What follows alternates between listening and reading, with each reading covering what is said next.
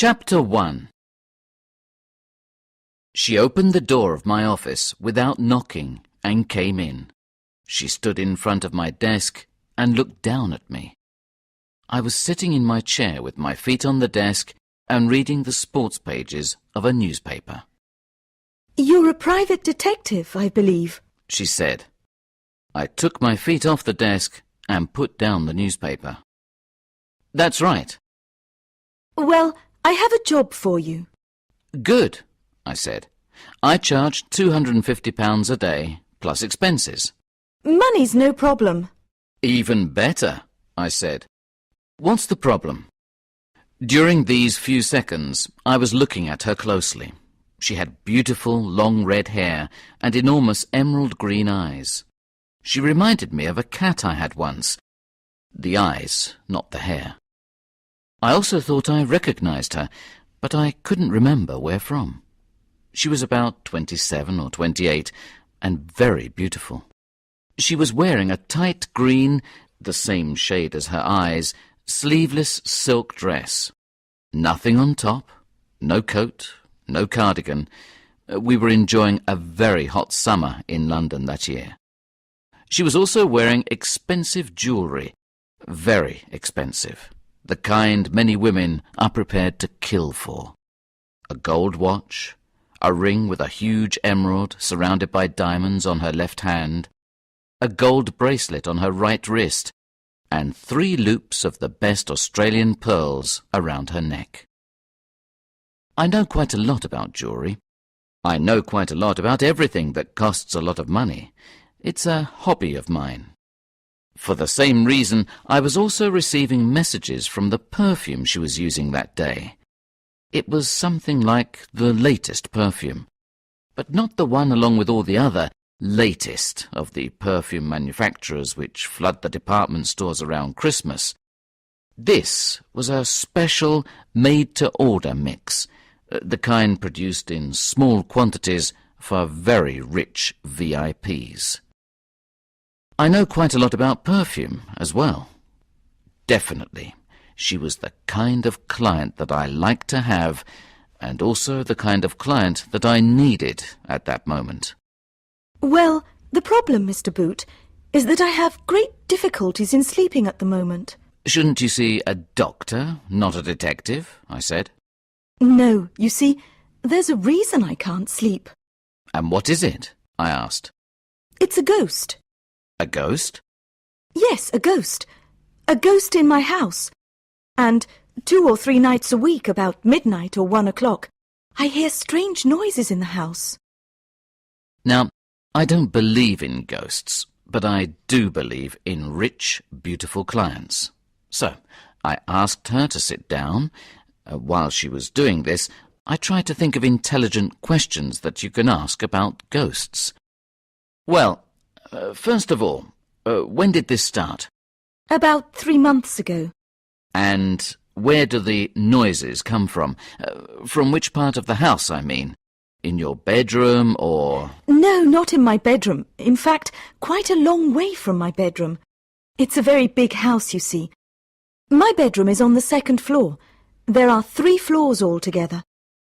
All I can be sure of is that the noises come from below where I sleep, not above." "I see. And have you ever gone down to find out what's going on?" "Yes, 2 or 3 times. But each time the noise stops a moment or 2 later, while I'm going down the stairs.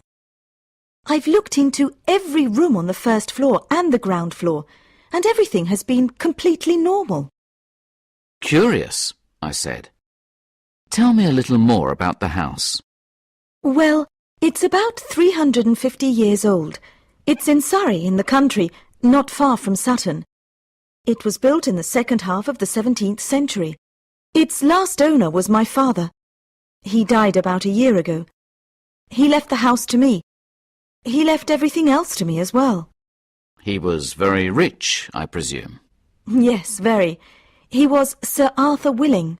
"Good God! You're Sir Arthur Willing's daughter?" "Yes, my name is Selina Willing." Sir Arthur Willing's daughter? I couldn't believe it. Her photograph was often in the newspapers. Without doubt, she was the kind of client that I needed at that moment.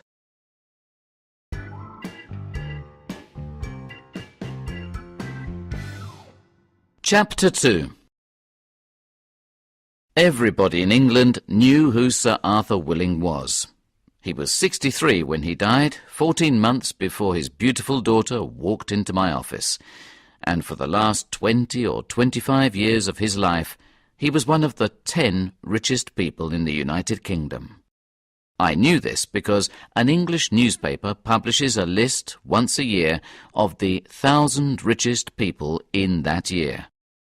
Sometimes Sir Arthur was number 1 in the list, sometimes number 2 or 3, but always in the top 10. Surprisingly, Sir Arthur was born into a very poor family in a poor part of London. He left school when he was 15 to sell fruit and vegetables in a local street market. But Sir Arthur was one of those rare people who have a gift for business, and also the ambition to get to the top. By the time he was 18, he owned most of the stalls in the market. Then he opened his own import-export business when he was 20. From that time on, he became richer and richer. He bought or founded many more companies and extended his business interests into construction, furniture, insurance, and just about everything else. Sir Arthur was knighted for services to British industry when he was 30. He married when he was 32, and in the following years the couple had 3 children. Selina was first, and then 2 brothers. A few years later, Sir Arthur's wife died. Sir Arthur never remarried. Sir Arthur's favourite child was Selina. She was like her father in many ways. She was a good student and a very hard worker, and she loved her father very much. She helped her father with all his business too. She learnt everything that her father was able to teach her about companies, finances, the stock market, and so on. On the other hand, Sir Arthur's relationship with his 2 sons was never very successful. They were not at all like their father. They were very bad students, very lazy, and only interested in having fun. They escaped from the house as often as they could in the evenings. This was not difficult because their father usually worked late and didn't return home until 11 or 12. The boys went to the cinema or to discotheques or to games parlours. Both went to good universities but failed almost all their examinations and left without taking a degree. Finally, when the boys were 19 and 20, their father lost patience with them. He tore up his will, which was made years before. In this will, all his money and possessions and business interests were left to his 3 children equally. Then he made a new will, which left everything to Selina. Well, except for one little company in Bangkok, in Thailand, which exported hand-carved teak furniture to Britain and other countries. This company did not make a big profit, but enough for his 2 sons, as owner-directors, to earn a living. Of course, when Sir Arthur died and his will became known, the sons reacted badly. They found a solicitor who agreed to defend their interests. A long court case followed. Every day there were articles about it in all the newspapers. Finally, Selina won the case and stayed in possession of all her inheritance. The boys angrily left the family house in Surrey and went to share a tiny rented flat in a not very exclusive part of London.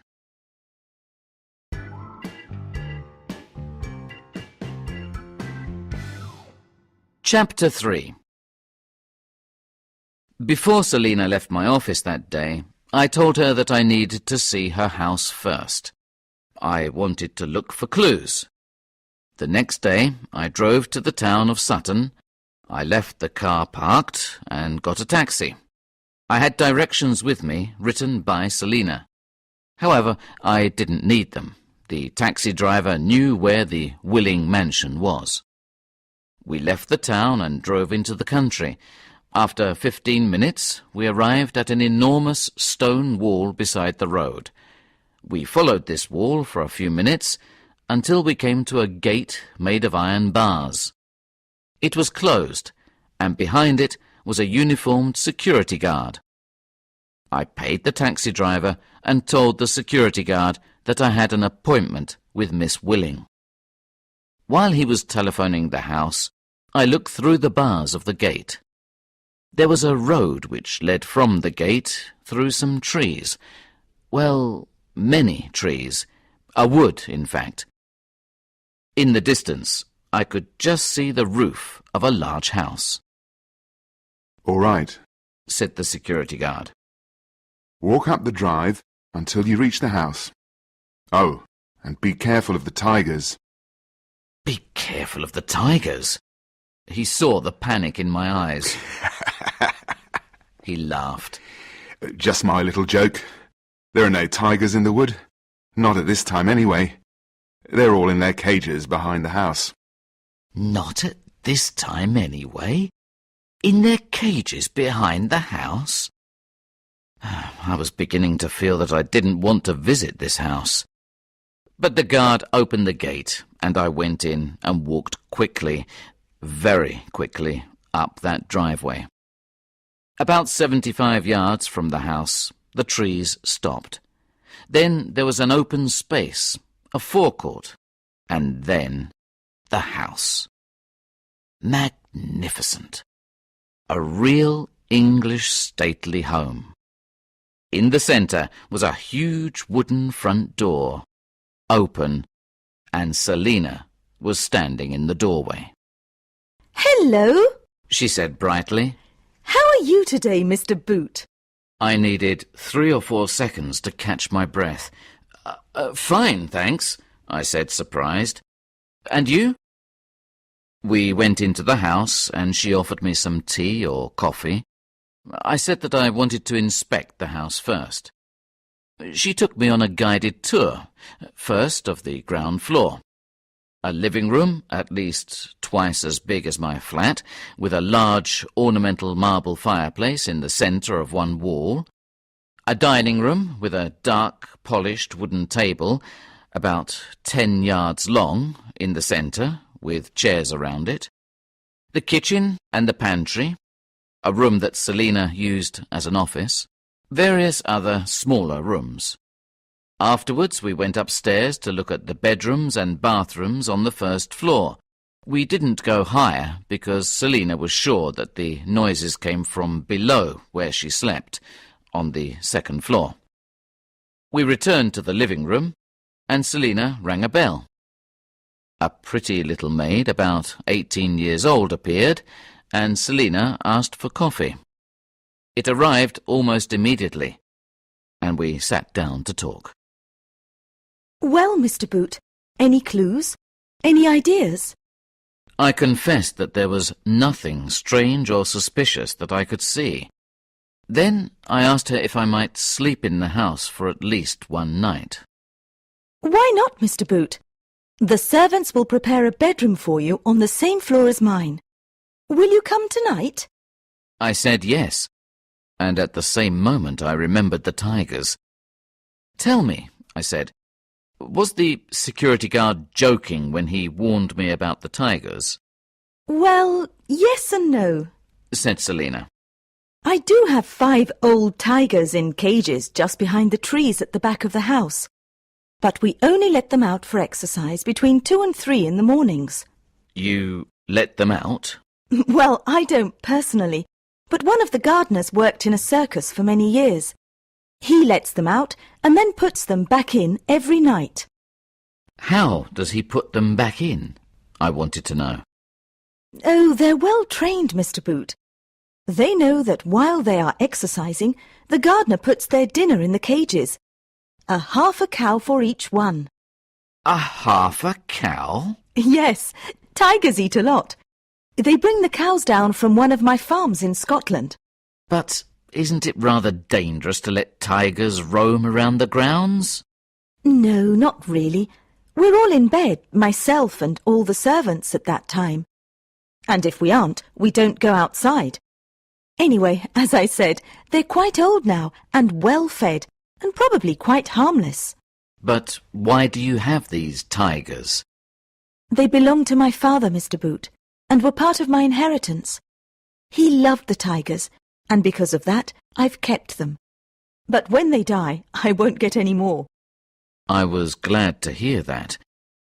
But have they never given you any problems? Well, not really. Well, yes, from time to time when they were younger. About 6 years ago, one of them ate one of the servants while he was smoking a cigarette on the forecourt. It was a shame. He was a nice man. Good God! I exclaimed. But is it legal to have tigers wandering about in a garden in England? I have no idea, Mr. Boot, she said.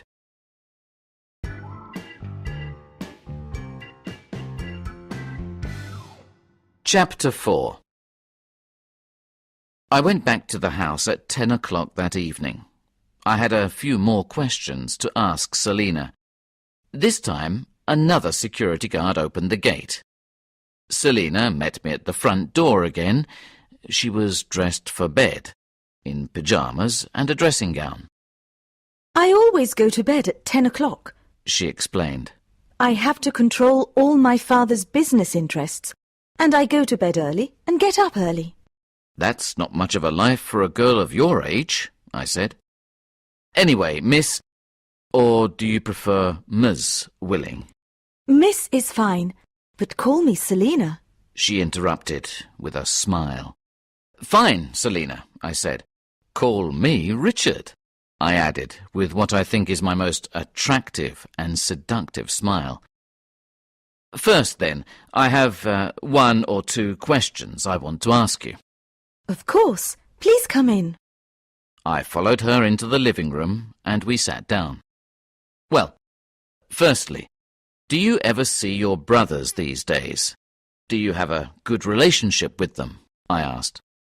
No, is the answer to both questions, I'm afraid. We've never had a good relationship, even when we were children. They were always against me. They used to call me Daddy's little girl because I loved my father and I wanted to help him, especially after my mother died. They left here after the problem of the inheritance was over. You know all about that, I suppose. I nodded. That was about a year ago, she continued. And I've only seen them once since, by chance. I was walking past a cafe near Knightsbridge, and I saw them through the window.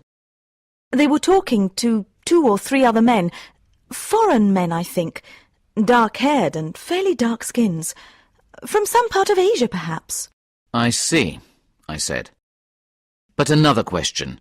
Do they have keys to the gate and to the house? Selina looked surprised. Do you suspect them of something? She asked. Let's say I'm trying to eliminate possibilities. Well, yes, I suppose they still have keys to the house, but not to the gate. No one has a key to the gate except the security men. There are 5 of them, and they work shifts. 2 work nights, and the others during the day. At least one of them is on duty 24 hours a day. And another question. Does anyone else live in the house? No, not even the servants. There were some old stables which we converted into apartments some years ago, close to the house, on one side. All the servants live there. So, I said, after 11 or 12 at night, there's no one in the house except you. That's right, she answered. All right, just one more question before you go to bed. There isn't a basement or cellar below this house, is there? No, nothing. Somewhere there are some old plans of the house. I've seen them, and there's nothing but the 3 floors. Right, I said. No more questions for today. Oh, except, where do I sleep? One of the servants will show you to your room when you're ready to go to bed. If you want something to eat or drink, you just have to ring this little bell. Thank you, but I don't want anything. I'll go to bed soon, too. I've brought a book to read in bed, I added.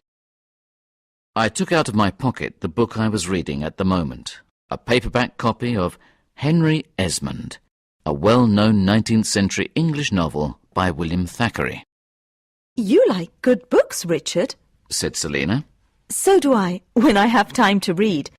I've read that one, and everything else by Thackeray, I think.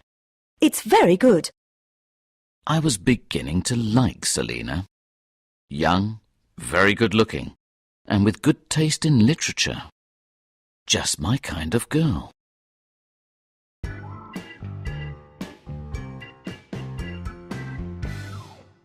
Chapter 5. Nothing happened that first night. No noises, nothing. I saw Selina at breakfast, and I asked to stay another night. She said that I could stay as long as I wanted to. There were noises the second night. As I was getting up, I realized they were not inside the house, but outside, in the grounds. And they were not human noises, but animal noises. I looked at my watch. It was 2:25. I suppose the tigers were looking for another servant to eat. I went back to bed. The third night, yes, noises, this time inside the house.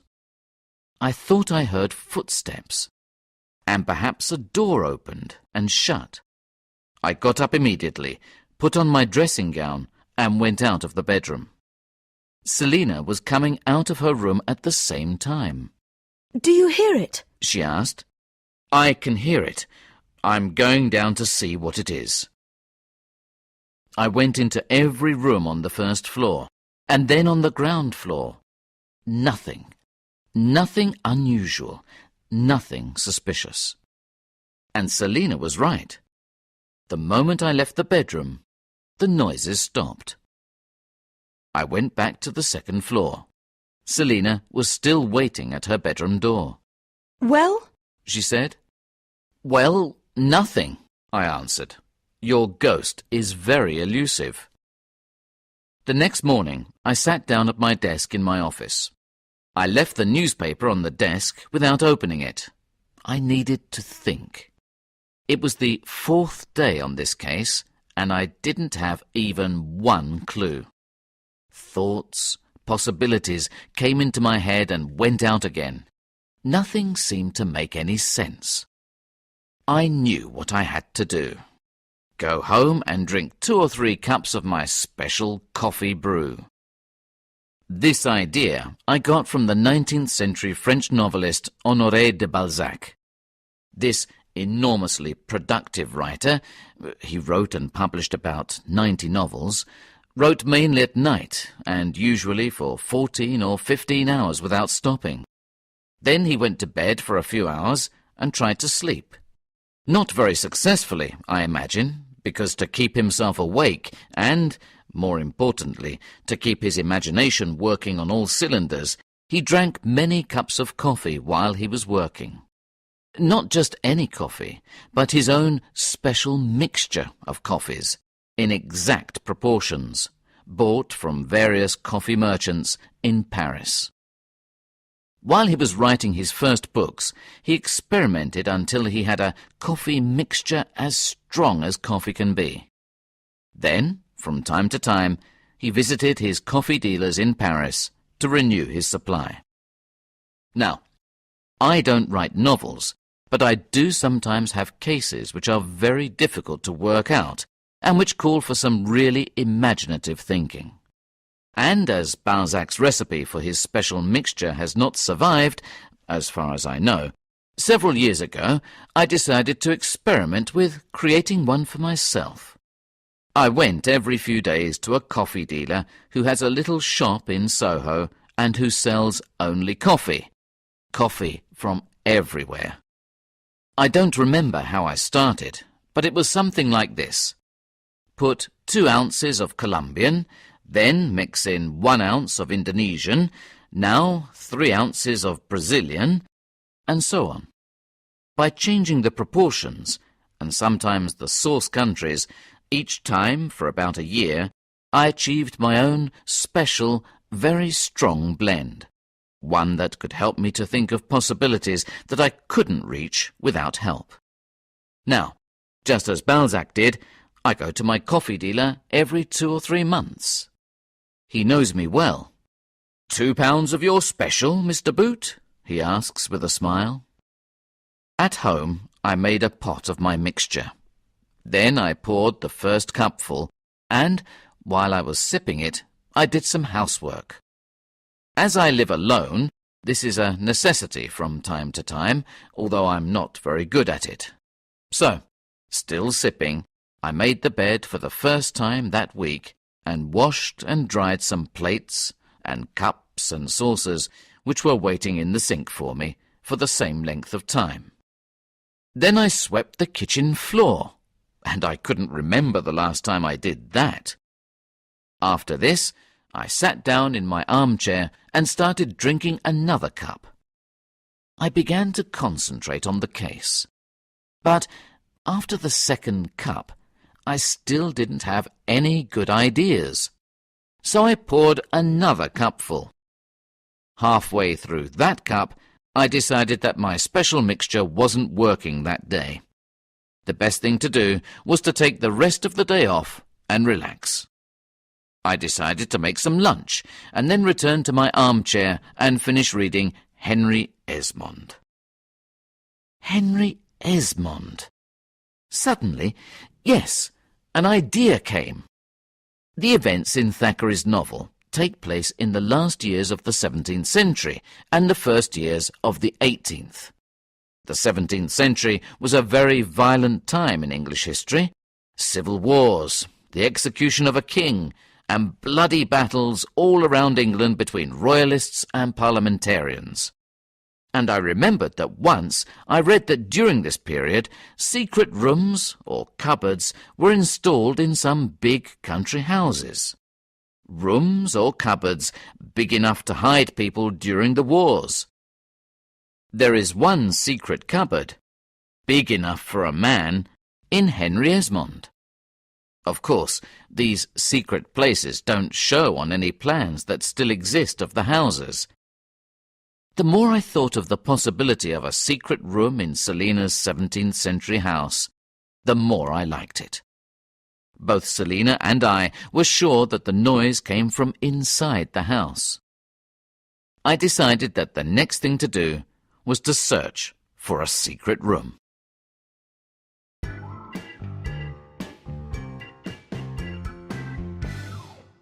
Chapter 6. I didn't finish the third cup of coffee. I telephoned Selina immediately and asked her if I could go back to her house that day.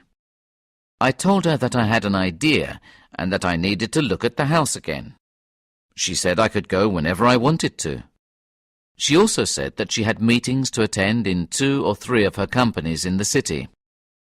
The security guards and the servants were already instructed to let me in at any time I went there.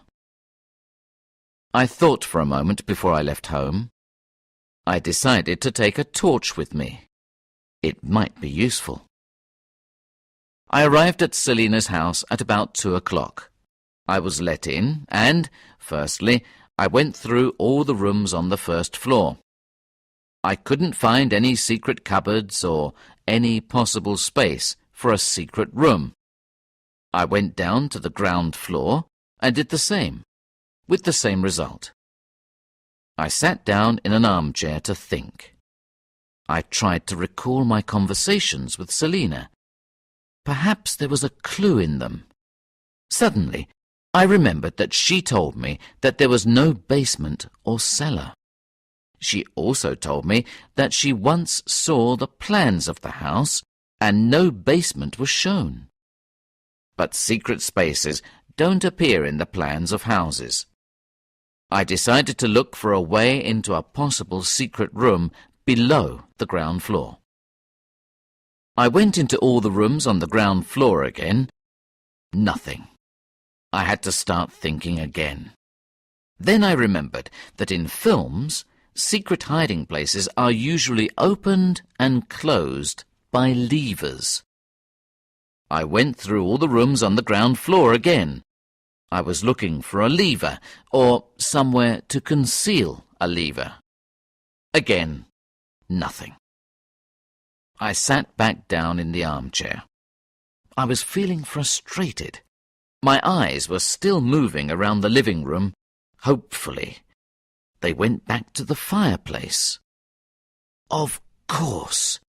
What better place to hide a lever? I put my hand inside and began to grope from the bottom to the top of the left-hand side. Nothing but cold marble. I tried the right-hand side. The same. Then I moved my hand along inside the top part. Halfway along, my hand touched a piece of metal. A lever? I was feeling excited now. I tried to move the piece of metal to the right and to the left, but it didn't move. I tried going up. Nothing. I placed my hand above the metal and began to push down. The piece of metal moved easily, 3 or 4 inches downwards. At the same time, a large panel on the wall next to the fireplace slid behind the panel on its other side to leave a space about the size of a doorway. It was pitch black inside. I took my torch from one of the arms of the armchair and shone it into this new space. I saw 3 or 4 steps. I went down them. Then there was a turn to the right, and 3 or 4 steps more. When I arrived at the bottom of these, I saw that I was in a small room. I shone the torch all around that room. In the centre was a long table. On top of this table there were 3 oil lamps. In one corner of the room there was a pile of large colourful cushions, the kind you see around the living room on chairs and sofas. Beside these there was a smaller pile of the same cushions, but with the top surfaces cut open. I went to look at them. I put my hand inside one of the cuts. Nothing but feathers. Suddenly, I saw in another corner 6 or 7 brown paper bags, with the tops folded. I unfolded one of them. It contained what looked at first sight to be a lot of little pieces of dirty coloured glass. I reached in and took out a handful. When I looked again, I knew immediately what I was looking at. Not pieces of glass, but precious stones. Dirty, uncut, unpolished, and straight from the mines. Rubies and sapphires mainly, but some pearls as well. It was now obvious what was happening. Gems were being smuggled into the country inside the cushions. These then, somehow, made their way to this little basement. Then the cushions were cut open and the stones were extracted, ready to be sold, I supposed, to dealers who didn't ask questions about where the stones came from. They would then be cut and polished and used in the making of rings, necklaces, earrings, bracelets, and so on. I went upstairs, back to the living room. As I was leaving through the doorway, I saw another small lever at the top of the stairs.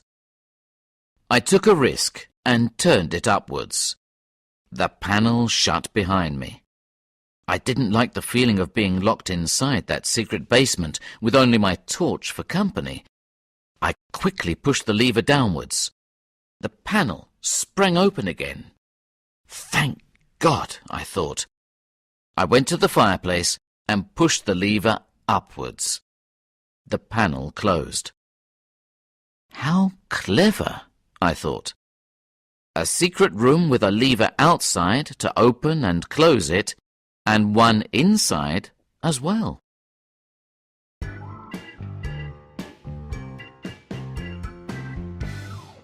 Chapter 7. I knew what I had to do first. Back in my office, I telephoned Chief Inspector Snout at Scotland Yard. Ronald Snout was the head of a department which dealt with contraband goods. I knew him well because he was a great friend of my father's. Also, Snout and I once collaborated on another case of mine which involved the smuggling of human organs for transplants. Snout himself answered the telephone. Richard! How nice to hear from you. We chatted for a while, and then I told him that I had something for him. I asked if we could meet later that day at Dirty Dick's Cafe, only a few yards from Scotland Yard. Dirty Dick's is open 24 hours a day and is well known for its enormous English breakfasts. Eggs, bacon, sausages, tomatoes, and anything else you ask for, which they will serve you at any moment of the day or night. It is much used by policemen who are going on or off duty around the clock. We agreed to meet there at 6. Then I lay on the sofa in my office to go over things in my mind. Some people are good lateral thinkers. I, personally, am a horizontal thinker. At least, when I'm not drinking my special coffee mixture, I think better when I'm lying down. I wanted to put things together because I wanted to tell Snout as much as possible. I started to revise everything I knew. From the newspaper reports about the inheritance case a year before, to my conversations with Selina and my visits to her house. The Boys' Inheritance, a furniture company in Bangkok, and a lot of the precious stones which are smuggled into Europe come from Asia and Africa. The boys were talking to foreign men in a pub, possibly Asians, Selina said.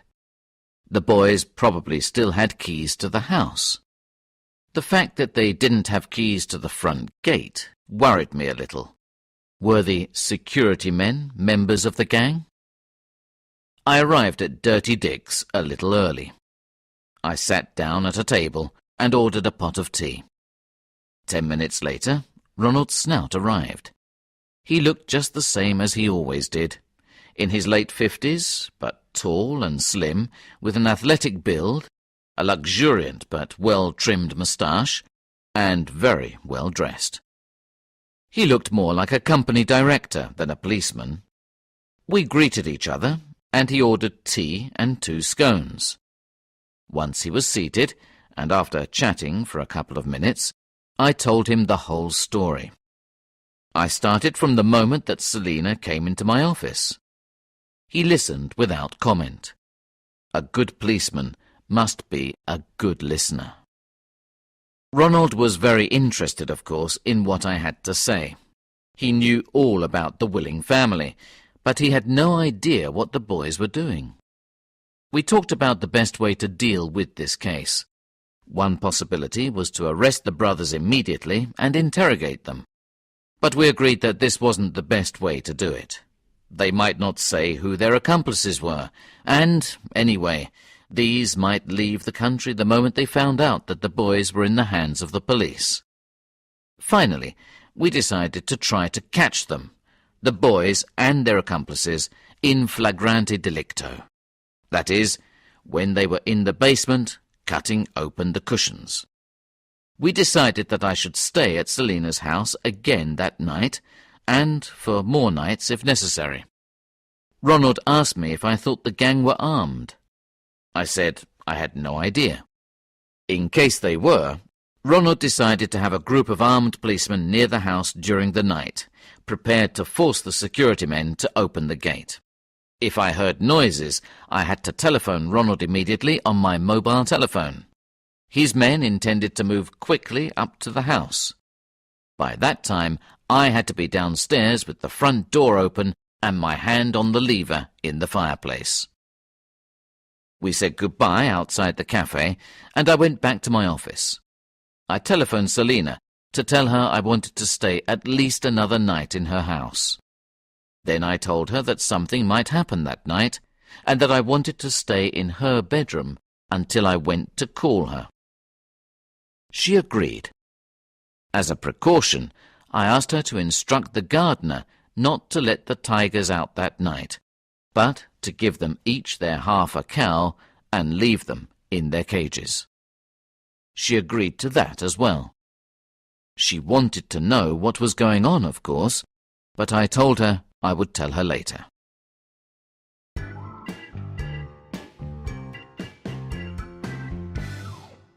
Chapter 8. I arrived at Selina's house at about 11. The security guard let me in without any questions. From one or two jokey comments he made, I understood that he thought that I was Selina's boyfriend. The pretty little maid let me into the house. Selina was already in bed. I was hungry, and I asked the maid to bring me a sandwich and a Coke. I sat in the living room and looked at the fireplace. I was looking forward to a little action. At about 11:30, I went upstairs to bed. Before I went to sleep, I telephoned Snout to make sure that everything was ready. He told me not to worry. He and his men were ready and waiting, hidden in a side road only 200 yards from the house. I fell asleep immediately without taking my clothes off, just my shoes. At 1 o'clock, I was woken up by the same noises as the night before. I put my shoes back on and telephoned Snout. Then I left the bedroom, and the noises stopped. I went downstairs and opened the front door. I waited in the living room. After a few minutes, I heard cars on the drive. A few seconds later, Snout and 6 policemen, armed with pistols and torches, came into the living room. Snout looked at me and nodded. I pushed the lever in the fireplace downwards. The 6 policemen rushed into the open doorway and down the stairs. Snout and I followed. Before I reached the bottom stair, I heard 2 shots. When I arrived in the room, it was brightly lit by the oil lamps. I saw that one of the policemen was wounded in the arm. One of the 5 other men in the room, one of the Asians, was lying on the floor with a bullet in his leg and a pistol beside him.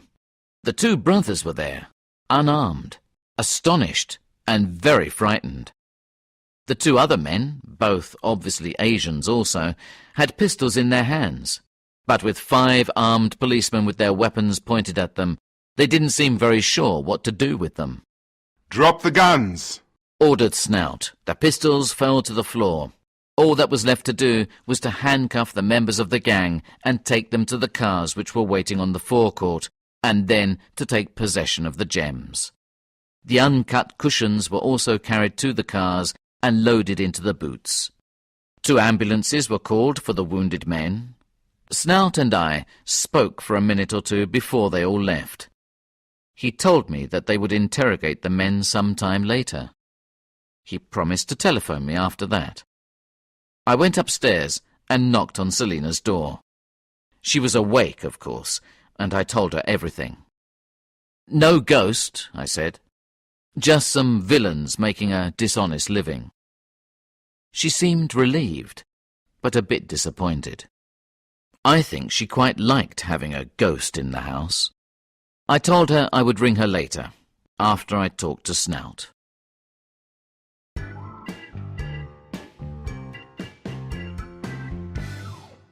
Chapter 9. Snout telephoned me about 2 o'clock that afternoon. He told me that during their interrogation, the brothers confessed everything. Snout said that they were like 2 frightened little boys. They were first offenders, so they had no experience of being questioned by police authorities. The Asians were more difficult, obviously hardened criminals, but they were caught red-handed, and the police had all the evidence they needed to prosecute them. Snout also told me that the 2 night security men were also in custody. They were paid by the rest of the gang to open the gate and help to carry the cushions up the driveway to the house. The other 3 security men were clean. They knew nothing about it. Then, because there were some things I didn't have clear, I asked Snout some questions. For example, how did the boys know about the secret room? They found it when they were only kids, while they were playing in the living room.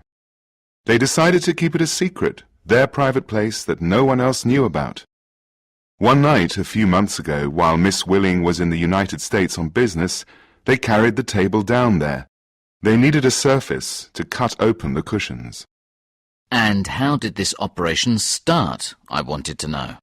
Well, Said Snout. 2 or 3 months after they received their inheritance, the brothers went to Bangkok. They wanted to see the factory. They were there about 2 weeks. Somehow they got involved with a group of local people. You have met 3 of them. One is Burmese, by the way, and the other 2 Thais. These people are, in fact, experienced jewel smugglers, but the brothers didn't know that at the time. And the idea for this operation came from them, not from the brothers. Now, the brothers are pretty simple-minded, frankly. They were taken out to dinner several times to good restaurants by these nice people. Always invited, always paid for. After that, I think that it was easy to persuade them to take part in the scheme. Now, the company makes furniture from teak, and the accompanying cushions. So the plan was that the brothers returned to London with the 3 Asians, which they did.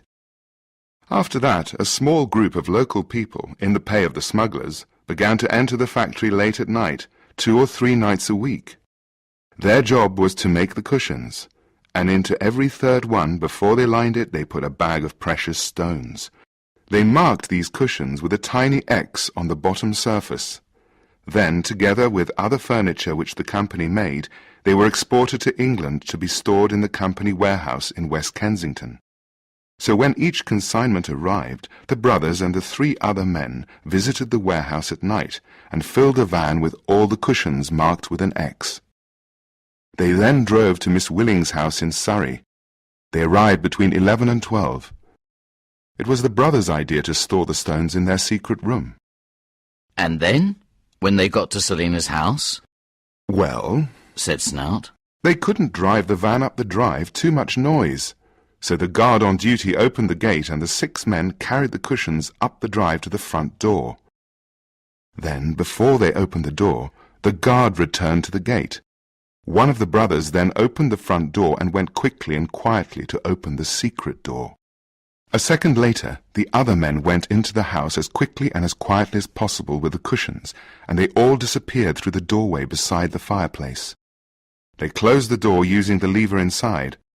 The whole operation from opening the front door to closing the door of the secret room took only a few seconds. You and Miss Willing probably heard noises when the men were going in with the cushions. But by the time you got up and started to go down the stairs, everything was all over.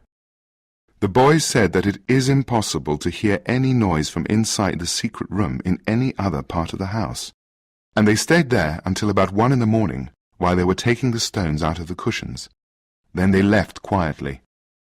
All very impressive, I said. But why didn't Selina and I hear the men when they were going up the drive? Well, firstly, because they were trying to be as quiet as possible, and secondly, because Miss Willing's bedroom is at the back of the house. It overlooks the back of the garden. Where did you sleep, Richard? The same, yes. My bedroom overlooked the back too. I didn't think of that. But just one more question, Ronald.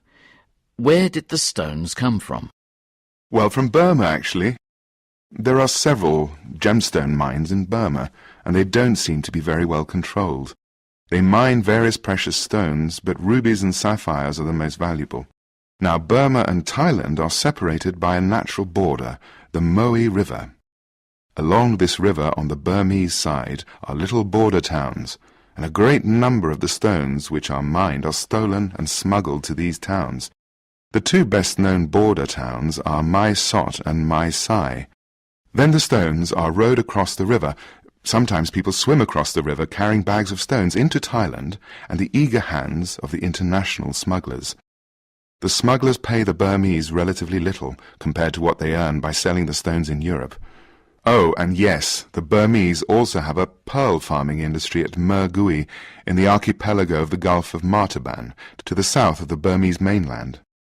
Many of the pearls from there also end up in the border towns.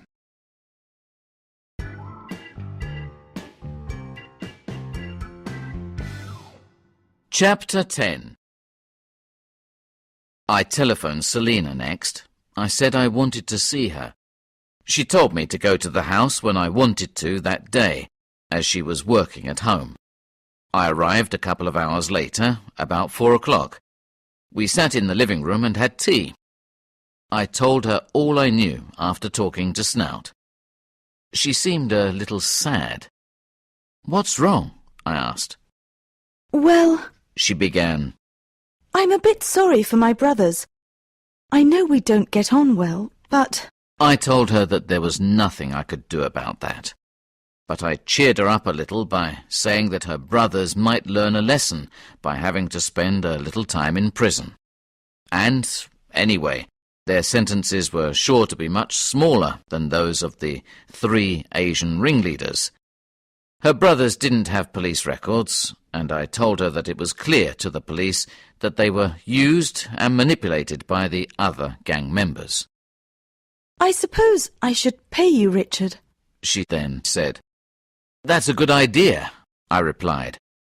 She went to a chest of drawers, opened a drawer, and took out a checkbook. Is a cheque all right? She asked. "Fine," I said. But I didn't go to Selina's house just to tell her what Snout told me, nor to be paid. I had something else on my mind. "Selina, I was wondering, well, the fact is, when I finish a case, I like to go out and celebrate. There's a little French restaurant in Soho.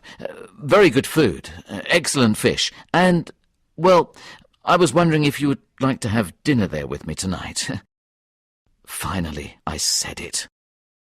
Her eyes brightened, and she gave me a beautiful smile. I'd love to, Richard. So we made the arrangements, and I left the house. I wanted to dance down the driveway. The case was solved. I had some money in my pocket, and I had a beautiful girl to take out to dinner that night. Life was treating me well. The last line of one of everyone's favourite old films came to my mind. As I tried to sound like Humphrey Bogart in Casablanca, I repeated it to myself. "Yes," I said, "this could be the start